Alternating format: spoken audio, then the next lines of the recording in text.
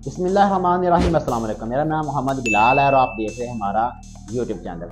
नाज़रीन, इस वक्त जो ख़बरें हैं वो बड़ी ही दिलचस्प हैं, क्योंकि अदालत ने अपना जितना भी असर व सलूक है वो सियासत के अंदर अब डालना शुरू कर दिया। सियासत के अंदर डालने का शुरू का मतलब मेरा ये है कि जितने भी सियासी फैसले हैं कि कौन सा काम रैली कब निकालनी है, रूट कौन सा है, इमरान खान साहब को पाबंद कर दिया, इमरान साहब को बंद कर दिया, इमरान साहब का गिरफ्तारी है, उसके बाद दूसरे मामला, तीसरे मामला, जितने भी मामला आते हैं वो सारे के सारे मामला अदालत में जा रहे हैं। और अदालत में जब मामला जाएंगे तो जाहिर सी बात है अदालत इसके ऊपर कोई ना कोई फैसला देगी। और अदालत जब कोई फैसला देती है तो वो एक फरीक के लिए अच्छा होता है और दूसरे फरीक के लिए अच्छा नहीं होता। सबसे पहले हमें इन चीज़ों के ऊपर गौर व फिक्र करना चाहिए कि हम अपने मामला अदालत ले जाए बगैर ही आपस में हल कर लें। लेकिन यहाँ पर जो सियासी कशीदगी है वो बेपनाह बढ़ चुकी है, जिसकी वजह से मामला अब खुद ब खुद हल नहीं होते। वो उनका डेडलॉक होने के बाद वो जाते हैं अदालत के अंदर,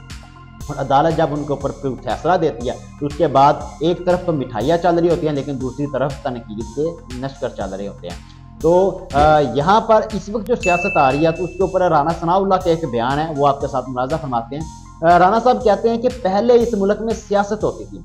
सियासत का मतलब यह है कि इख्तलाफ राय होता था, पीपल्स पार्टी का इख्तलाफ राय होता था नून लीग के साथ, नून लीग का इख्तलाफ राय होता था पाकिस्तान पीपल्स पार्टी के साथ। और इख्तलाफ राय आप मुलाहजा फरमाएं कैसा होता था। नून लीग कहती थी कि जरदारी चोर है और जरदारी कहता था कि नवाज शरीफ चोर है, और मौलाना फजलुर रहमान कहते थे कि दोनों ही चोर हैं। तो ये इख्तलाफ राय होता था, एक बारी उसकी दूसरी बारी उसकी, उसको सड़कों पे घसीट दूंगा, उसको मैं पेट से फाड़ के पैसा निकाल लूंगा, इस तरह के बयानबाजी होती थी। इसको वो कहते हैं कि पहले जो सियासत होती थी वो आपस में इख्तलाफ राय की होती थी। लेकिन वो कहते हैं कि अब जो मुल्क में सियासत हो रही है वो दुश्मनी की हो रही है। दुश्मनी की सियासत का मतलब यह है कि इमरान खान हमारा दुश्मन है और हम इमरान खान साहब के दुश्मन है। तो जो भी हुकूमत में आएगा वो दूसरे को तनकीद का निशाना बनाने की बजाय उसके ऊपर हमलावर होने की कोशिश करेगा, अदालतों के थ्रू, अदारों के थ्रू, जहां से उसको मौका मिला वो दूसरे हरीफ को शिकस्त देने की कोशिश करेगा। तो जब इस तरह के मामला आ जाते हैं तो फिर मामला जाहिर सी बात है वो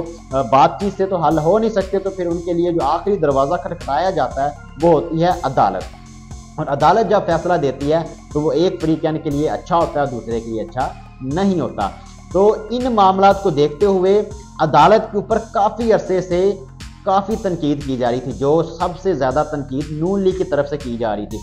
मरीम नवाज काफ़ी ज़्यादा जलसों में जाकर चीफ जस्टिस ऑफ पाकिस्तान के ऊपर इल्ज़ामात लगा चुकी हैं, उनको इमरान खान साहब का खिलाड़ी कह चुकी हैं, और उसके अलावा उनको काफ़ी ज़्यादा तनकीद का निशाना बनाते हुए उनको एक ऐसा मुतनाज़ा बना रही है कि जिस तरह दूसरे जज उनके खिलाफ हो जाएं। इस मामला जब काफ़ी ज़्यादा हद तक बिगड़ने लग गए तो उसके ऊपर फिर वुकला ने अदालतों का रुख करना शुरू कर दिया। अदालतों का रुख करने से मुराद ये है कि अदालतों की हिफाजत करने के लिए एक तहरीक चलाने का अंदिया दे दिया, जिसमें सबसे पहले फ्रंट लाइन के ऊपर एतजाज़ एहसन का बयान आया।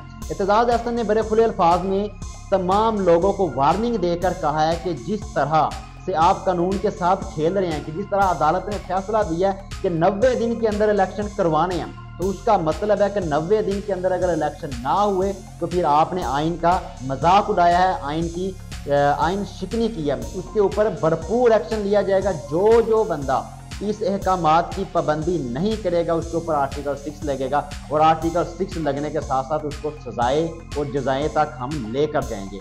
जिस तरह से इमरान खान के कारकुनान कहते हैं कि इमरान खान हमारी रेड लाइन है, जिस तरह से जियाले कहते हैं कि आसफ अली जरदारी हमारी रेड लाइन है, जिस तरह से नून लीग के कारकुनान कहते हैं कि मरीम नवाज हमारी रेड लाइन है, तो इसी तरह तमाम लोग कान खोल कर सुन ले, चीफ जस्टिस ऑफ पाकिस्तान हम वुकला की रेड लाइन है। इनको तनकीद का निशाना बनाना बंद करें, वरना वो नताइज भुगतने पड़ेंगे जो आप लोगों ने कभी सोचे भी नहीं होंगे। अब कोई भी अगर तनकीद किसी भी तरफ से, कोई सियासी पार्टी की तरफ से अगर की गई तो उसका जिम्मेदार वो खुद होगा, क्योंकि फिर हम वुकला एक पूरी तहरीक चलाएंगे और अपने जो जजेस हजरात हैं, अपने चीफ जस्टिस हैं, उनका दिफा किस तरह से करना है उन्होंने कहा वो हम अच्छी तरह से जानते हैं। दूसरी तरफ इमरान खान साहब का आज इंटरव्यू हुआ है जिसके अंदर उन्होंने कुछ अहम बातें कही हैं। सबसे पहले बड़ी देर से ये मामला चल रहे थे कि आर्मी चीफ से इमरान खान साहब मुलाकात करना चाहते हैं। और मुलाकात करना चाहते हैं और करने के साथ साथ उन्होंने पैगाम भिजवाया, लेकिन आर्मी चीफ ने मुलाकात करने से इनकार कर दिया, जिसके ऊपर आज इमरान खान साहब ने अपने रिमार्क्स पास किए हैं। उन्होंने कहा कि मैंने ऐसा कोई भी पैगाम आर्मी चीफ को नहीं भिजवाया और ना ही मुझे आर्मी चीफ से मिलने की कोई ज़रूरत है। आर्मी चीफ से मिलने की, इस्टेब्लिशमेंट मिलने से या मुझे किसी भी अदारे से मिलने की कोई भी ज़रूरत नहीं है। ना मुझे इस्टेब्लिशमेंट की ज़रूरत है, ना मुझे आर्मी चीफ की ज़रूरत है। मैं मुल्क के अंदर साफ एंड शिफाफ इलेक्शन चाहता हूँ, इसके अलावा मेरा कोई भी मुतालबा नहीं है। जनरल आसिम मुनीर आने के बाद कुछ भी नहीं बदला, बल्कि हालात मज़ीद कशीदा हो गए हैं।